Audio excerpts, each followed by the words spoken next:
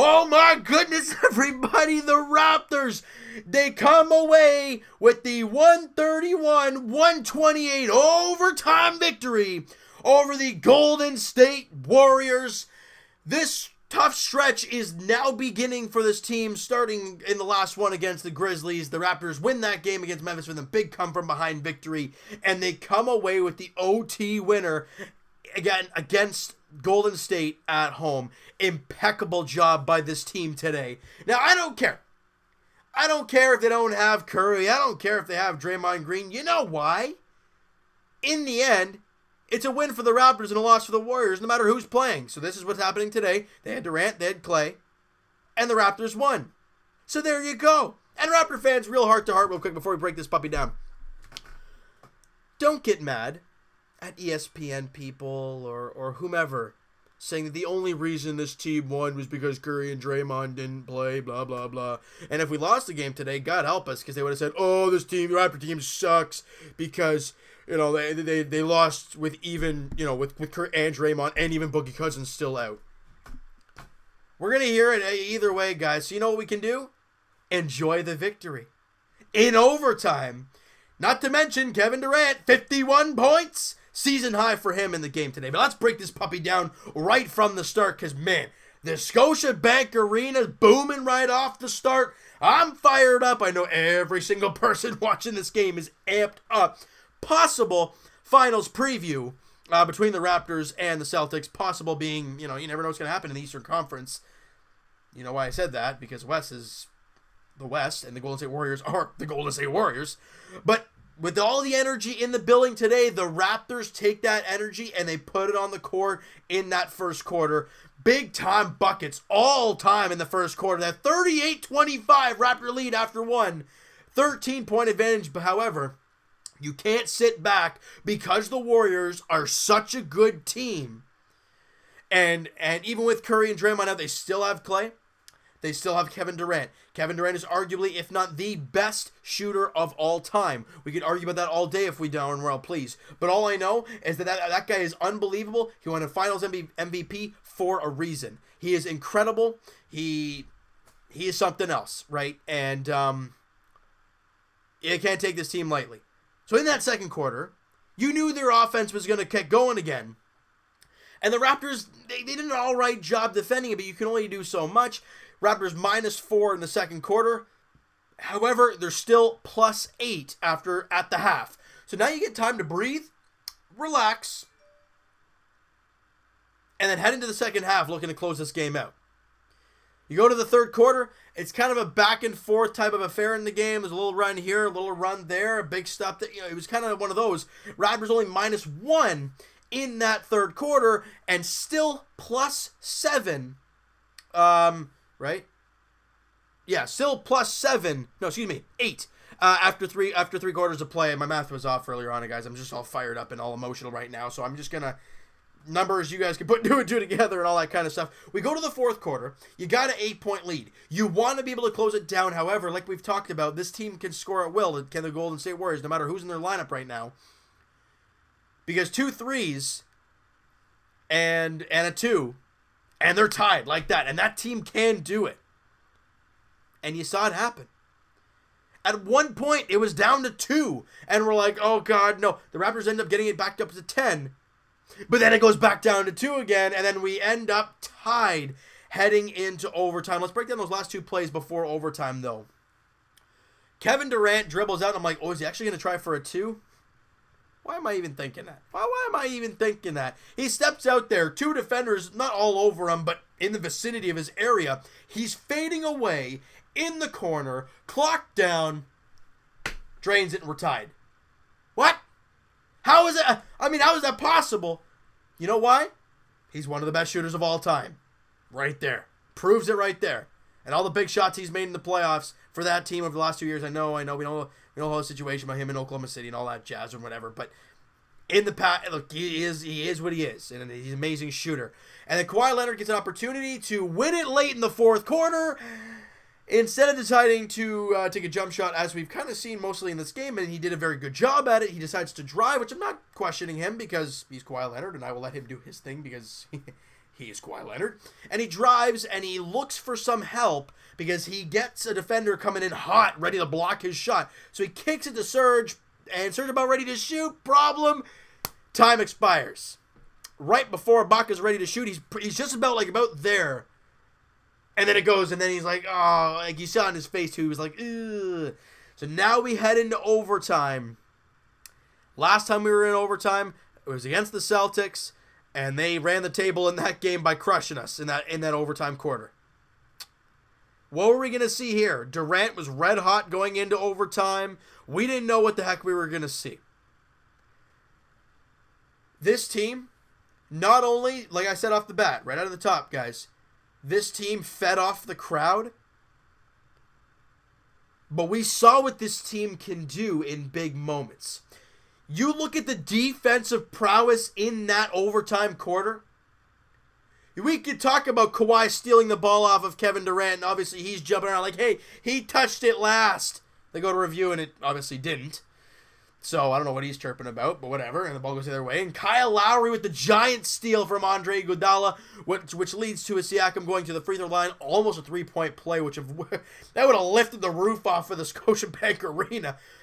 But I mean, Siakam was great. I think he had like 6 free throw attempts in the game or something like that. A ridiculous amount for him. But and Kawhi Leonard, guys, see, a lot of people were probably saying, well, Kawhi's not for the big moments because of that fourth quarter play. He didn't score much in overtime. You also don't realize the big steal, like we talked about. And on one of Pascal Siakam's misses from the free throw line, I don't know what the actual scenario, guys, was when Kawhi Leonard went flying in after Siakam missed the shot and grabbed the rebound, corralled it, swung it around, got back to Siakam behind the 3-point line, and he drives and almost throws it down on some guy. I don't know who it was, but whoa! If he laid that into it, again, Scotiabank Arena would have lifted like crazy. Instead, he misses the dunk, but he's still going to the line for 2 shots, and that right there pretty much ices the game. So a big rebound by Kawhi Leonard and a huge steal in overtime, and obviously Kyle Lowry with the great steal as well. And the Raptors come away with the victory, 131-128. Beautiful! Just gorgeous! The Raptors shoot 52% from the field and hold them to only 48% from the field. The reason I say only is because they took 103 shots to our 90. We'll get to why that's a problem in a second. And you hold a team like that to under 50% shooting. You did the best you could. Especially when, Kevin Durant was shooting the way he was. And a big number coming into the game, their 3-point shooting, the Golden State Warriors, are the best in the league at 3-point percentage. Raptors shot 40% from the field, making 15 threes. They were 11 of 30 for 37%. It's not mound-breaking. It wasn't first place in 3-point percentage ranking-ish. You know why? The Raptors did a really good job contesting the 3. Now, ideally, they didn't have Curry. Draymond will sprinkle in a couple threes here, and so will Boogie here and there once he's back. So, yeah, you could arguably say that's a thing, but today, didn't happen. Both teams were pretty good at the free throw line. Rebounds, big problem. -9 on the rebounds were the Raptors. -10 on the offensive glass. 17 offensive rebounds for the Warriors, which led to 13 more shots. And where's the, do they have that here? Second chance points. 18 second chance points. Big problem, guys. Huge problem in the game today. And we all talk about the Raptors being such a good team when they're playing good defense, right? Defense leads to your offense. That's what we've talked about all year, and we understand that when we watch this team play. The Raptors and Warriors both had 15 turnovers each. We allowed 16 points off of our 15 turnovers. The Golden State Warriors allowed 26 Raptor points off of turnovers. You know what that means? When the Raptors were digging in defensively, they were getting out, running, and making their points count. They did a great job there. Fast break points were +5 in the Raptors, +10 in the points off of turnovers, like we said, guys. Incredible job by this team. And you know what? I'm not sure exactly if they had... Did the Golden State Warriors have a lead? I don't think they did have look, I think the biggest lead they had was like a 5-3 lead or something like that early in the game. Raptors contained it, and they ended up winning in overtime. Great job. Now let's get to some specifics and who did what for this team. Like we talked about the Golden State, we talked about Kevin Durant with 51 and 11.